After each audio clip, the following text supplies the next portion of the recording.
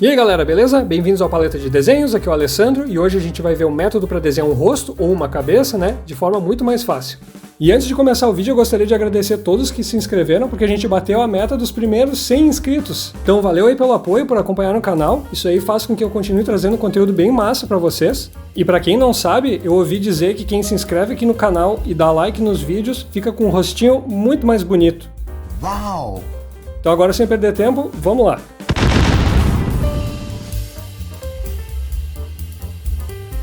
Para o desenho do rosto ou de uma cabeça, existem métodos diferentes criados por artistas diferentes. Quando eu desenho, eu costumo me basear no método de um artista chamado Andrew Loomis.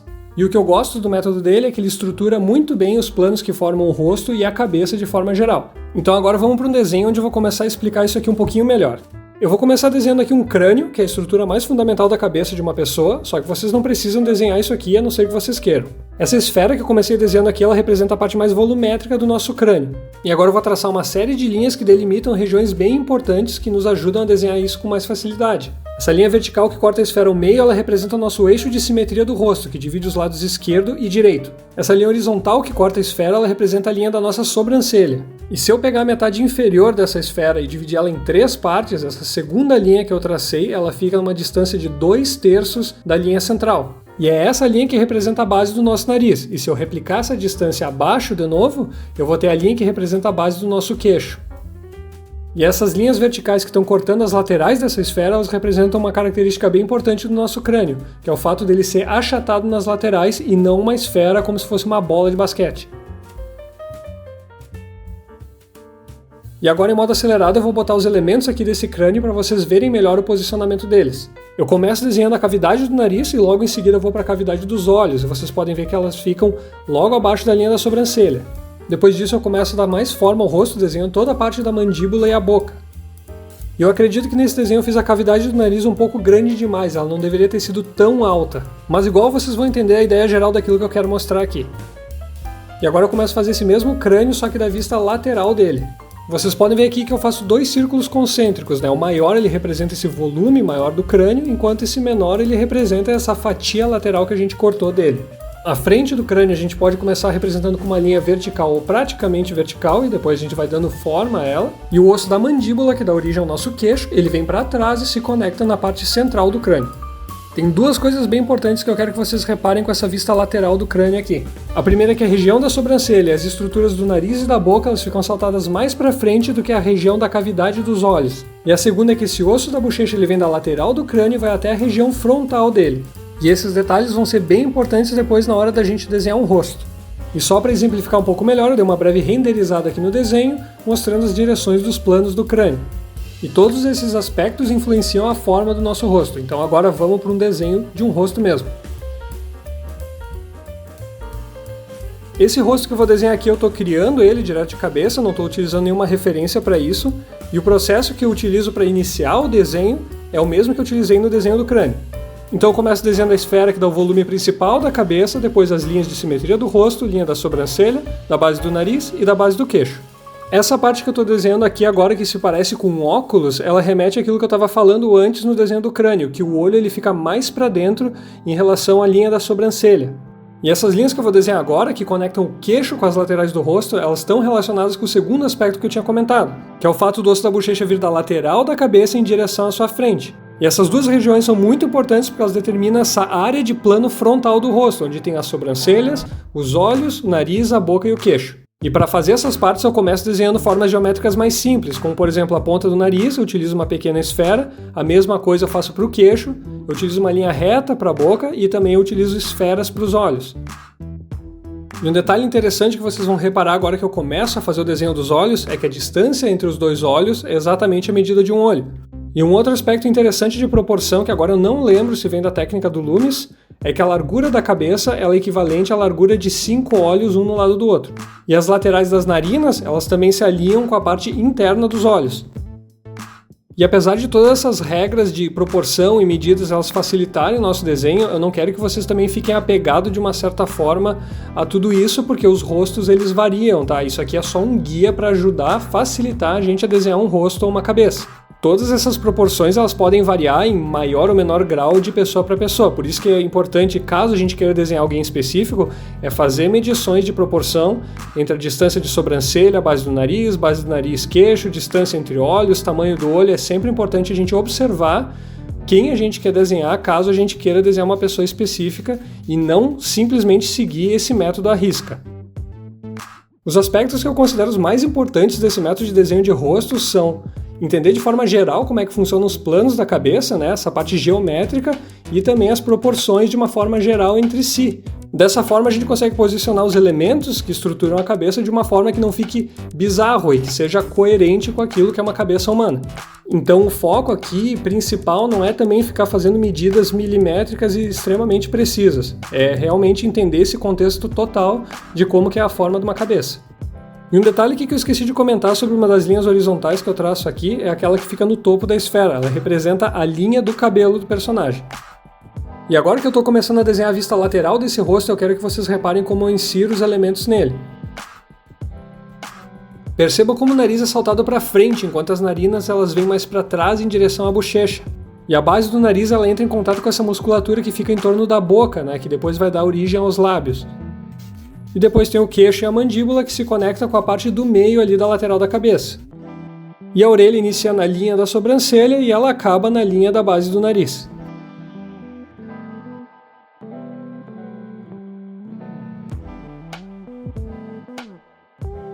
A sobrancelha ela fica mais curta por causa da vista lateral. E agora, novamente, aquele detalhe importante, a cavidade do olho ela fica mais para trás em relação à sobrancelha, então por isso que o olho também fica nessa posição e não jogado mais para frente.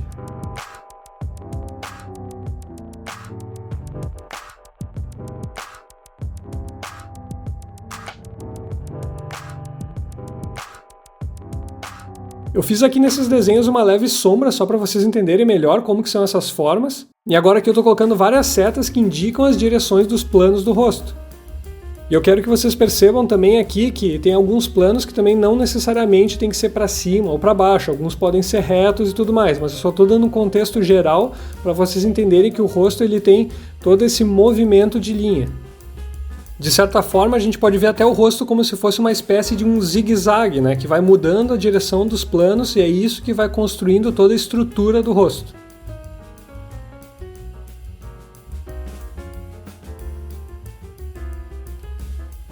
E agora essa cabeça robótica que eu estou desenhando aqui em cima para simplificar ainda mais os planos, só para que fique mais internalizado como que funciona essa estrutura da cabeça. Então a gente tem toda essa área frontal representada por essas duas regiões, e nela a gente vai ter as sobrancelhas, os olhos, o nariz, o queixo, a boca com essa musculatura que ela tem ao redor. Enquanto logo para cima a gente tem a testa, que também aponta para frente, mas vai se curvando para cima, e depois tem todas as regiões mais laterais da cabeça. Mas lembre que o rosto, a cabeça, não tem esses planos exatos perfeitinhos. A gente estuda isso só como um guia para desenvolver a nossa habilidade, intuição e facilitar o desenho. E claro que quem quer se aprofundar ainda mais nisso pode estudar toda a parte anatômica do rosto, envolvendo osso, musculatura e tudo mais. Esse desenho que eu vou fazer agora aqui para vocês é mais um exemplo da versatilidade desse método. Aqui eu estou fazendo uma cabeça no ângulo de 3/4, e eu vou usar todos aqueles alinhamentos e proporções que eu mostrei antes para colocar todos os elementos da cabeça no seu devido lugar. A primeira coisa que eu faço depois de desenhar a estrutura principal da cabeça é desenhar aquela região que representa o plano mais frontal do rosto. Isso aí sempre me ajuda a definir de forma mais clara a posição de todos os outros elementos. E eu quero que vocês percebam como aquele plano lá dos olhos e sobrancelha, ele vem mais para dentro quando a gente visualiza uma cabeça nesse ângulo de 3/4. É a inclinação desse plano que ajuda a determinar a relação de posição entre os olhos e a sobrancelha. Uma coisa que eu não posso deixar de comentar é a linha de simetria vertical do rosto que divide os lados esquerdo e direito. Aqui a gente tem que utilizar o nosso conhecimento de formas 3D para poder traçar essa linha na posição correta. E é bem nessa linha que se conecta a base do nariz, a região central dos lábios, a região entre as sobrancelhas e os olhos. E essa linha também não precisa ser necessariamente uma linha reta para baixo, ela pode ir avançando um pouco para frente, tudo depende de como que é a cabeça da pessoa. E para quem ainda não tem um bom entendimento de formas em 3 dimensões, eu já fiz um vídeo sobre isso e eu vou deixar ele linkado aqui nos cards. Como eu não apliquei nenhuma perspectiva exagerada nem nada do tipo nesse desenho, eu percebo que os elementos do lado esquerdo e do lado direito do rosto, eles têm aproximadamente o mesmo tamanho com relação à altura, mas já com relação à largura eles são diferentes.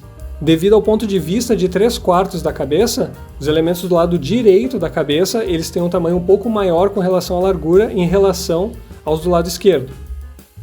E lembrem que ao longo do processo de desenho vocês sempre podem ir fazendo correções para melhorar as proporções e tudo aquilo que vocês acham necessário.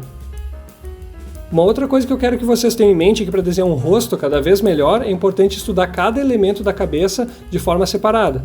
Ficar estudando a cabeça de forma completa toda hora, isso pode dificultar com que vocês aprendam a desenhar melhor cada um desses elementos. Por exemplo, o ideal é pegar um dia e estudar apenas como desenhar nariz, depois sobrancelha, olhos, boca e por aí vai.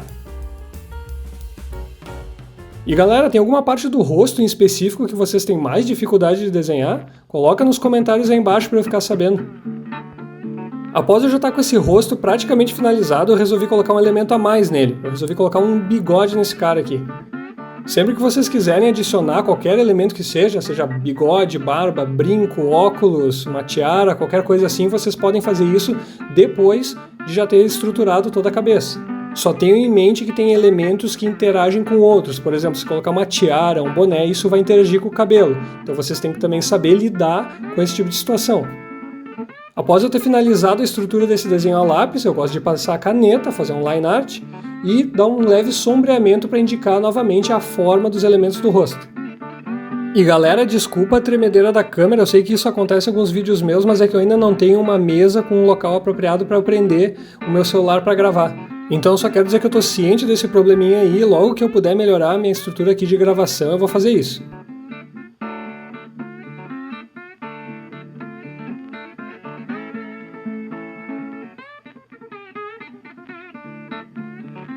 E agora galera, eu vou começar um outro desenho porque eu quero mostrar mais algumas coisas importantes. Os rostos que eu desenhei até agora eles estavam com expressões mais neutras.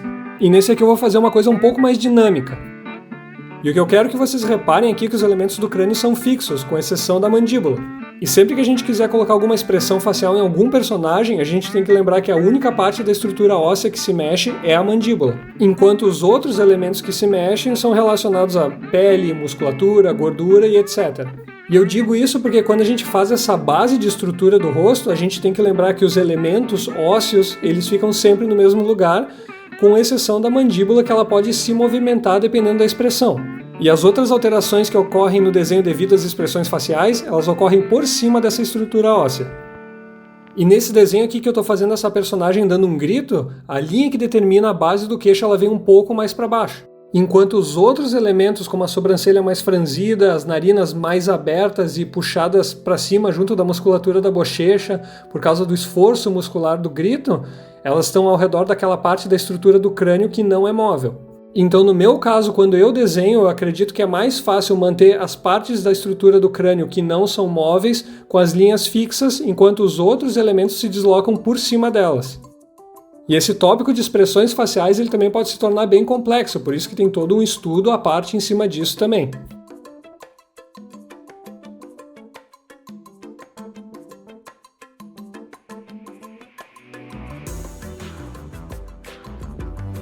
E agora os últimos desenhos que eu vou fazer aqui são para mostrar como esse método também é muito útil para colocar um ponto de vista de um ângulo diferente e também em perspectivas diferentes.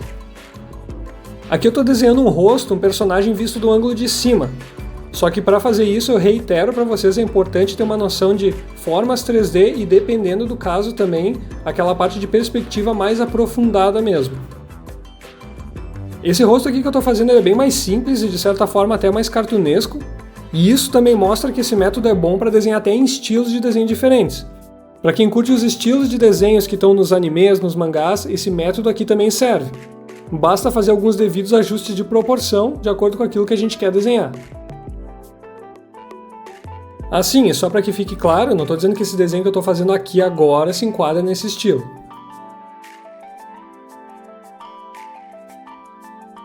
Esse próximo desenho que eu estou fazendo aqui é para mostrar como a gente pode utilizar esse método exagerando a perspectiva.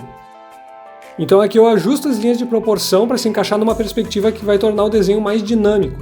E com isso eu vou fazer o desenho de um rosto de um cara que está mais espantado, surpreso.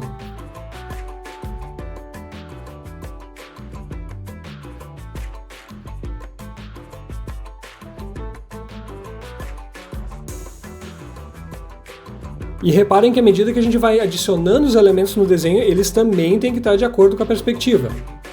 Nesse caso, como esse personagem está sendo visto de baixo, a gente vai conseguir ver muito melhor as narinas dele, e desse ângulo, apesar de eu ter criado um personagem com um nariz relativamente grande, a gente vai ver que a ponta dele vai quase tocar uma das sobrancelhas.